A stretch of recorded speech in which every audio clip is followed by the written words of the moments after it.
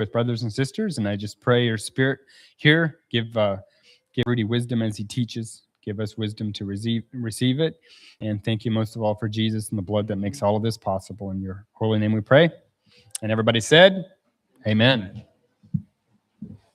Good morning and happy Father's Day.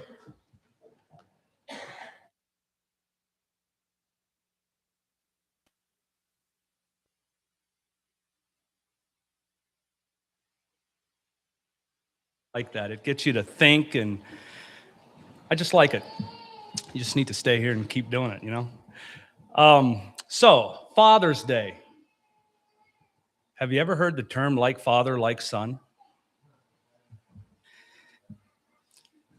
You know, everybody, especially everyone in here, we all want to be great fathers. Every one of us.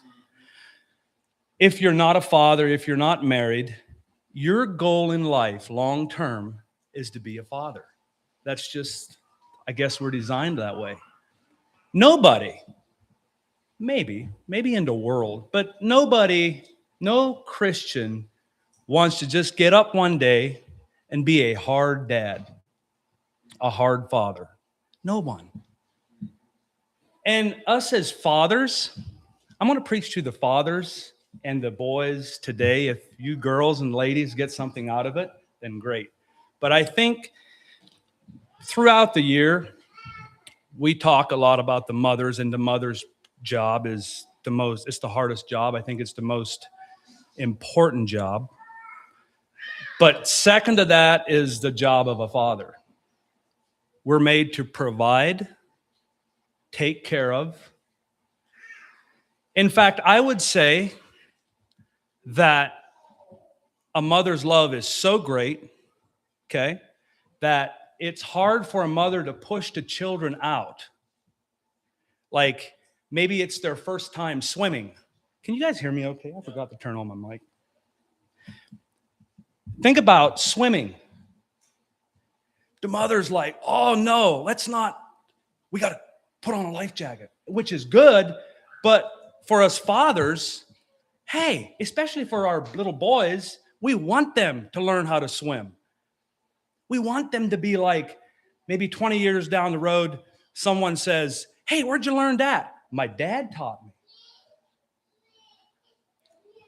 I want John Wayne to think that I was his mentor. I want him to feel that. Maybe you help your children know Christ. I want my children to look back and say, my dad did that. That's every father's dream. And think about the role model that us as fathers have. God himself. God himself has a whole bunch of promises in the Bible. A whole bunch of promises. We can always kneel down. We can ask for wisdom. All kinds of things. Do we do the same thing for our children? Do we encourage them? So, honoring fathers. And you know, I didn't really think as Father's Day as being a holiday several years ago. But it means the world to you, all the fathers and mothers, if your son, or maybe he'll come up and say, hey, happy Father's Day, Dad. Or maybe he'll do something for you. It feels good. I don't know. It feels good to me. Think about the love that God had for us. Think about that. If you go to Luke chapter 15, you'll read about the prodigal son. And I don't want to talk about the prodigal son. I want to talk about the father of the prodigal son. He looked out when he came back. First of all, when his son said, hey, I'd like to have half of what's mine, and then I'm leaving. The dad could have said, nope, du sollst grad da bleiben. No, he didn't. He was like, you know, okay. We were just talking about this. God forbid that John Wayne ever wants to go away for a long, long time. But I was just telling whoever I was around, I said, you know what? If John Wayne would decide to do that, and by the way, don't get any ideas now, I would literally probably help him pack his bags. I know that's a hard thing it's a hard thing for me to say, and maybe I get that from my dad, because my father would have done that. He would have said, you're always welcome back. I'll help you pack your bags, and my home's always open. My dad would have done that. So that's what I want to do, because like father, like son, took me for about 20 till I was 25 till I realized my dad knew anything. You know what I mean? It took me a long, long time to figure out my dad was a smart dad. And now, so many times my mouth opens and my dad comes out. It's like, that's something my dad would have said. But no, think about the prodigal son's father. First of all, he let him go. But then when he came back, he saw him from afar off. Think about that. He was so excited.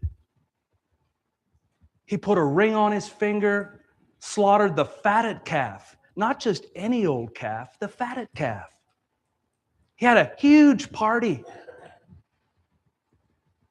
So we have so many, many examples how to be a great father. Because the question often comes, we listen to podcasts, we listen to people talk.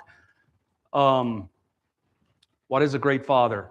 And everybody has their own interpretation of being a great father. First of all, part of being a great father is having Jesus in your life. We would all acknowledge that. Because you can't give what you ain't got. You got to be a great husband to be a great father. There's nothing for me to look back and remember when Dad came home with a bouquet of roses for Mom. We didn't say nothing, obviously, but now looking back, those were some really cool times. Some really cool times. I wouldn't trade it for nothing. All those memories, Dad helped Mom. My dad literally stayed home from work to help Mom wash the house on the inside, like Bishop. That's commendable, especially go back 20 years ago, 30 years ago. So, like father, like son, like our father, like us. We want to be like our father. I have a story that I want to share. It's about a father and a son. And like all his fathers, when the children are small, dad's the hero, right? Dad's the hero. Well, then they get bigger and bigger, and dad knows less and less. In some occasions, not all occasions, but in this occasion it was. Dad knew less and less, and finally it got to the point where they resented each other. And Dad told his son, you need to get out of the house. You need to move over here. And back in those days, I guess he just went close by, built a cabin, lived there. Years and years went by, and we know how bitterness goes. It just stays there. It won't go away by itself.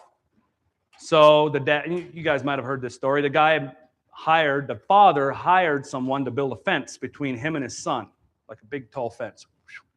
Because he thought if he'd build a fence, he wouldn't see what was going on, and therefore it would take all his, memories, troubles, whatever, away. So he hired somebody. He went on his way. The father went on his way, and he left the contractor there to do his thing.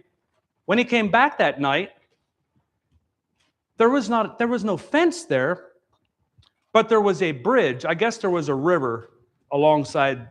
He was one side of the river. The son was the other side of the river. So he built a bridge instead of a fence, and the guy was like, "Why did you do this for?" Then he looks over, and his son was coming across the bridge, tears in his eyes, and he said, "Dad, I can't believe you built a bridge for all the things that I've done, and now you build a bridge so I can come across without, going around or whatever. You just build a bridge. Thank you so much." And I'm thinking, there's more to that story, but man, how, that wasn't even, the father didn't even know he was doing something, or I guess it wasn't meant that way, but God had a different plan. And so let's build bridges and not fences. Because I know a lot, and I'm sure you guys do too. You know a lot of families who there's a fence there between dads. Not as much mothers. Not as much mothers, but a lot of times fathers and sons, there's a fence there. And for multiple different reasons. Like Joshua said, as for me and my house, we will serve the Lord, right?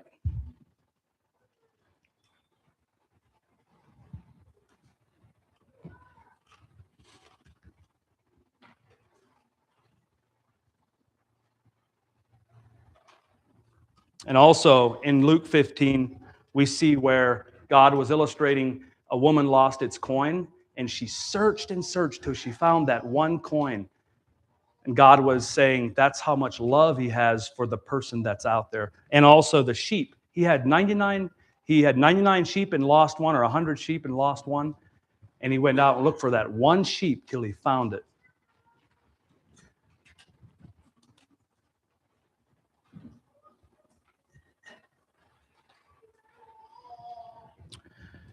Especially children, they watch how a father treats his wife, how a father leads.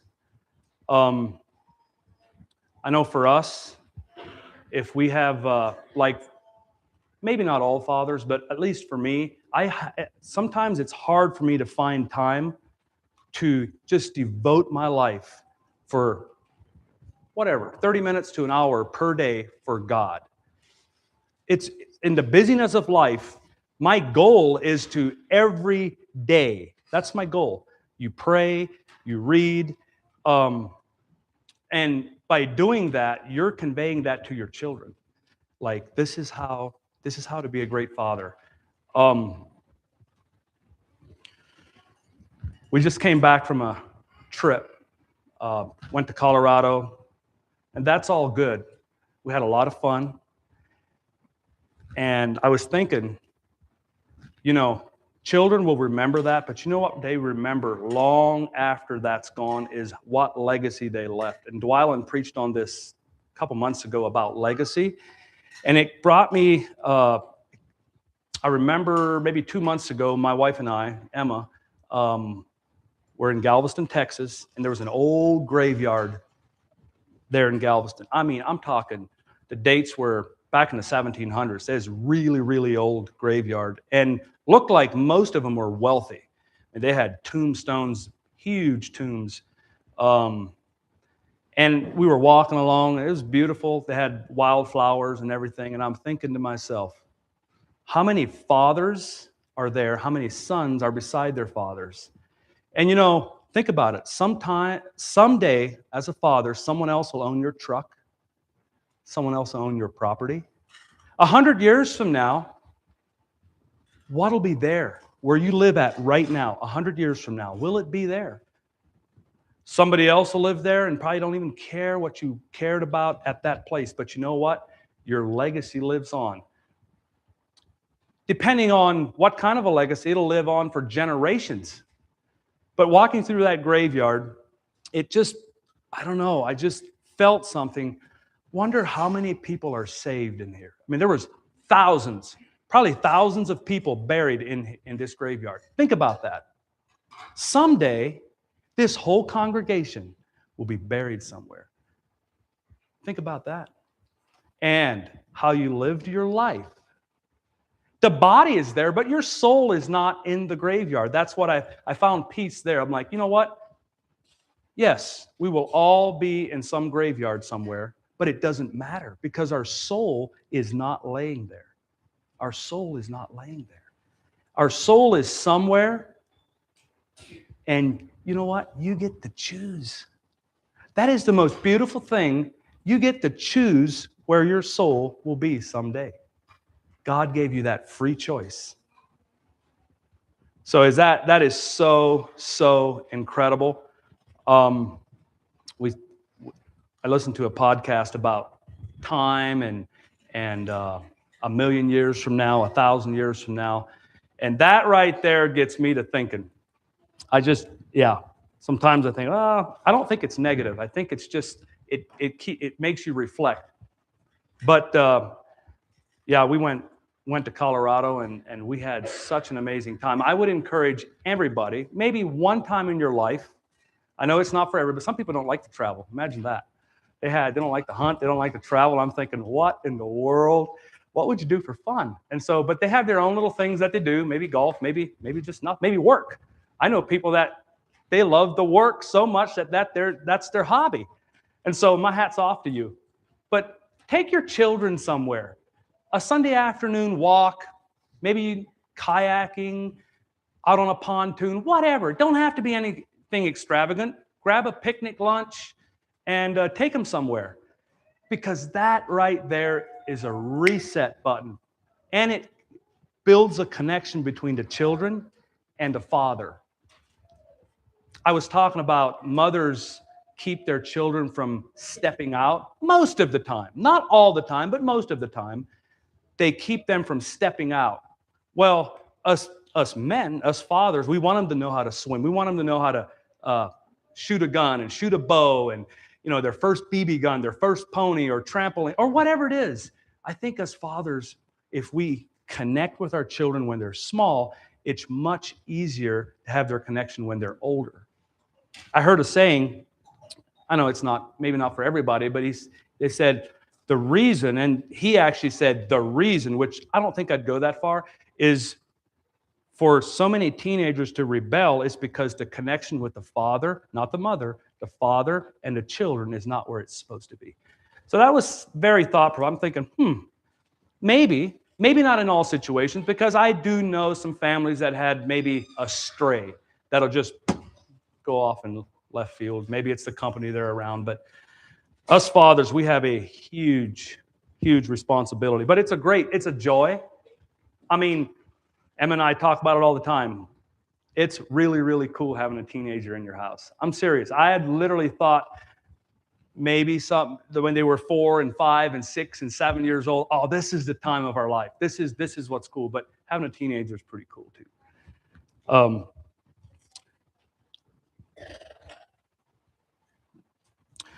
I've made some notes here. A great father prays, reads scriptures. We talked about that. Trust God during difficult times. Now, that is really hard for a father sometimes because you know what? The buck stops here. The buck stops here. Em and I can talk about it. We can pray about it. But at the end of the day, your relationship between you and God matters so much in difficult times because He truly is the only one that can help you through it.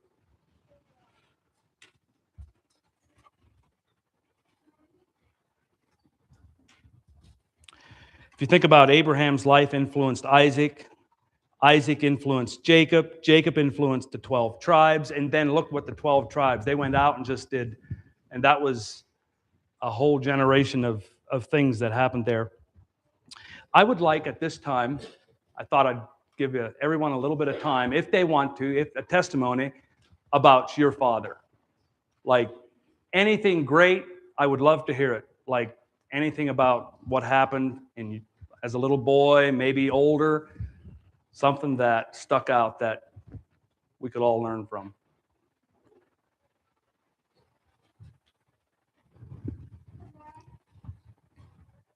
Yeah, I have a great relationship with my father. It's, we don't, I don't know, I sometimes feel maybe guilty that me and talk more than what we do or about life and things like that. And I get to work with him most of the days. Get to take business over stuff like that. So I had learned a lot from him and will continue to do so for years as well. So I do appreciate that. Wow, that's so cool.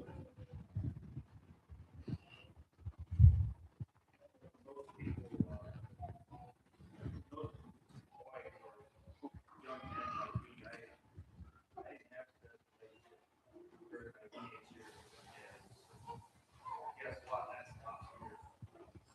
And I can always change that. A lot of people, a lot of boys, hold resentment for that. I can 100% say I have no resentment.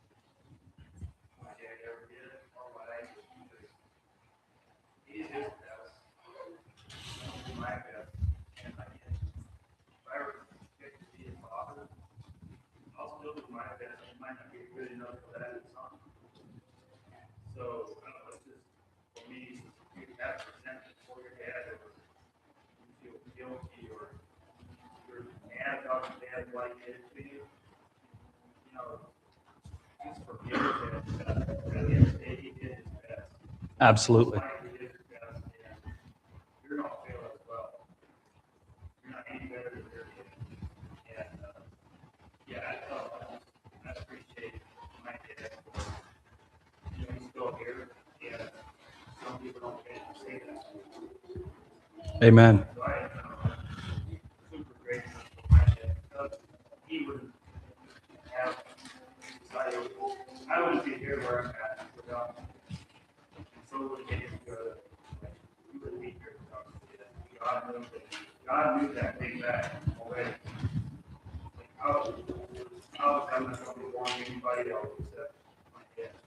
That's the only reason we are here. Yeah, thanks for sharing. I mean, God knows we're not perfect fathers, that's for sure. And like I said, my dad and I did not have a good relationship growing up either. It took me until I was about 25 to realize that there's a lot of it was me. So thanks for sharing.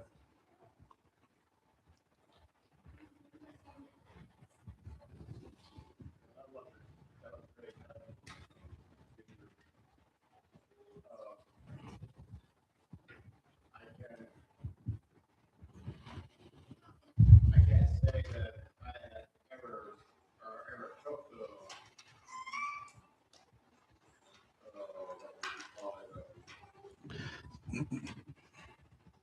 took time to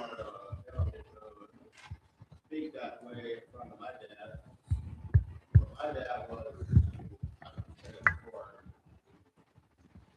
like he said, he didn't have designation with his dad, so that's the way it was for me. It's kind of like a generation thing. But I feel from my children, our children, I don't think there is one that I don't feel the love from them towards us parents, even though we made many mistakes. And I don't want to shift any blame off my shoulder, but just where we are now and looking back, some of that pain we caused for children was from religious setting. But that's still, I'm still a dad of that home and the children that we had. It's not shirking duties or responsibilities, but it's just realizing and knowing who God is and and who brought us where we are now is the love of God. Reflecting back to my dad, we didn't connect in any conversations as far as struggles or things in life that we would have should have shared together. But I know he was. I mean, I know he got frustrated sometimes. We could tell naturally. But he never was this dad that would grab a club or a stick or something, just beat us or yell us and cuss us out or whatever that way. And I know in later years, got married and moved away and then got married. But anyway, I could feel his father's love towards us, whatever happened in life before. And he got up to, 76 years old, and they lived with us at the time in Wisconsin. And I don't know whether it's because he lived with us in a small house attached, but anyway, when he was, down on his deathbed and needed help, some of the siblings came by and they wanted to help, but he would ask for me to come and help him. He didn't want the others to. I mean, it wasn't. I didn't feel like it was because I'm special, but it was more comfort to him, I guess, for me because we lived there. I don't know what. Well, we started that. I guess we started that connection or to take him for help or been there for him. And as the sibling showed up as much more like a stranger, he was more uncomfortable with those than and he asked for men to come in. I remember one day I was up in the field doing something. Somebody came up and said, "Dad wants you to come in." And I dropped everything right there and come in, and he needed help. And I helped him out. And yeah, I can still say for everything that from a young child growing up and on in life, it was only by the grace of God and the love of Jesus to connect all that back together in forgiveness and no resentment, just be there for each other. Yep. And that was precious. And like I said before, the night he passed away, I was outside getting the horse in to go get some help or let the guy know about his passing, and that was the Amish undertaker, whatever you call it. And yeah, that was just to me it was like a rejoicing moment, not for his death, but my spirit was just singing out. What's this song that? No, I can't even think of it. Every time it gets sung, I think about it. It's about how beautiful heaven must be. Yeah, that was just repeating and repeating in my mind.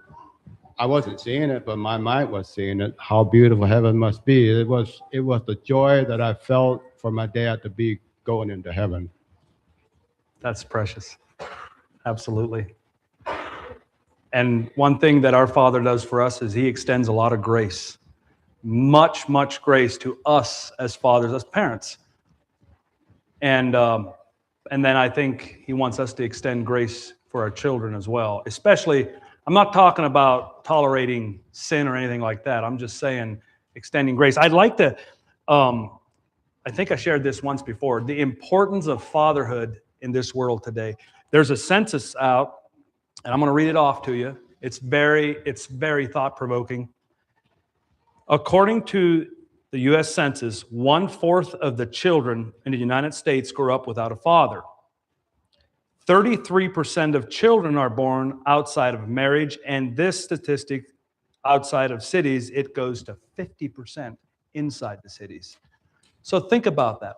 50% of the children in cities are without a father. And this is older. This is not just recent. 85% of American prisoners are without a father. 85%.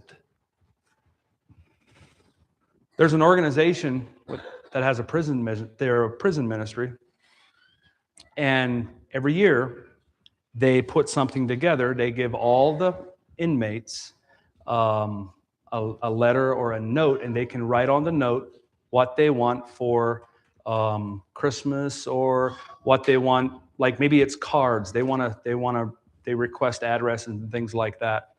So all the prisoners have a letter that they want to give their mother, a card for Mother's Day. And they did it, I don't know how many, it's just thousands of prisoners, only 6 requests for fathers. 6 requests for all those prisoners that these prison ministries preach to, only 6 for Father's Day. So, super thought-provoking. We are so blessed. So blessed. I know 80% of us probably didn't have the best home life, ideal home life, but we're still so blessed. We're sitting in here at a congregation that cares about us, truly. We're here to encourage each other. Most of us, we have a family that cares about us. It's awesome. It's awesome. I would just love to encourage every father, love your wife. Love your wife, because that conveys to the children that love. Because you know what? Unless there's a death in the family, the children will be long gone and you're still with your spouse. Just remember that. Just remember that. So I would just encourage you, have family devotions. I know we're not perfect in that, but at least, do whatever you can to have family devotions. Love your wife, and that'll convey to your children. Back to you, Lots.